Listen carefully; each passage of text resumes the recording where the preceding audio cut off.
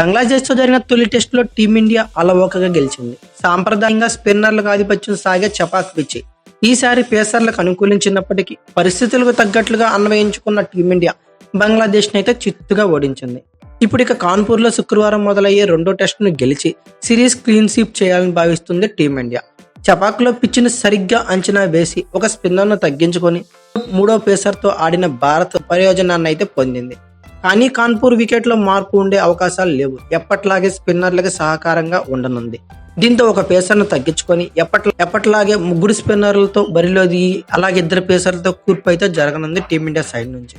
అయితే రవిచంద్రన్ అశ్విన్, రవీంద్ర జడేజాలకు తోడుగా మూడో స్పిన్నర్ గా ఎవరు అవకాశం దక్కించుకుంటారు అనేది ఆసక్తికరంగా మారింది. అయితే ఈ మూడో స్పిన్నర్ స్థానానికి అక్షర్ పటేల్, కుల్దీప్ యాదవ్ నుంచి తీవ్రమైన పోటీ ఉందనే చెప్పుకోవచ్చు.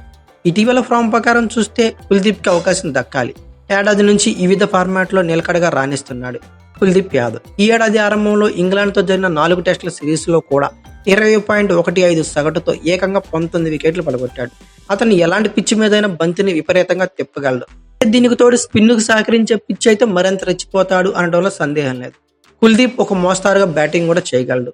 అయితే ఇప్పుడు అక్షర్ పటేల్ గురించి మాట్లాడుకుందాం. కుల్దీప్తో పోల్చుకుంటే అక్షర్ పటేల్ బ్యాటింగ్లో దిట్టని చెప్పుకోవచ్చు.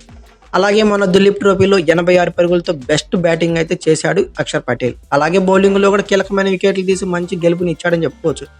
కానీ భారత్కు బలమైన బ్యాటింగ్ లైనప్ ఉన్న నేపథ్యంలో అక్షర్ మీద ఆధారపడాల్సిన అవసరం ఉండకపోవచ్చు.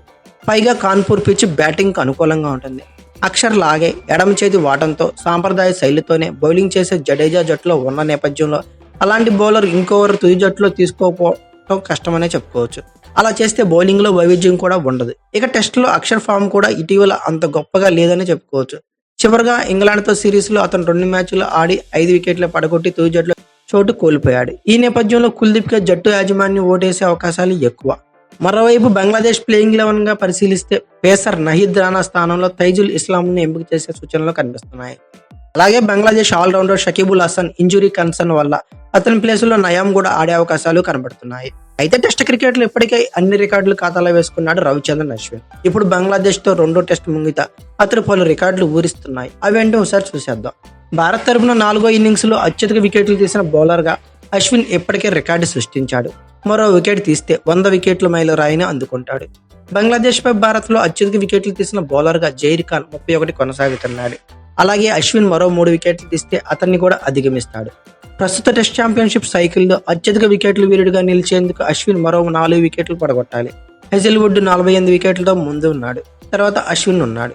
ఇక కాన్పూర్ టెస్ట్ లో అశ్విన్ 8 వికెట్లు తీస్తే ప్రపంచ టెస్ట్ ఛాంపియన్షిప్ చరిత్రలో అత్యధిక వికెట్లు పడగొట్టిన బౌలర్ కూడా అశ్విన్ అవుతాడు. నాథన్ లయాన్ 187 వికెట్లతో అగ్రస్థానంలో ఉన్నాడు.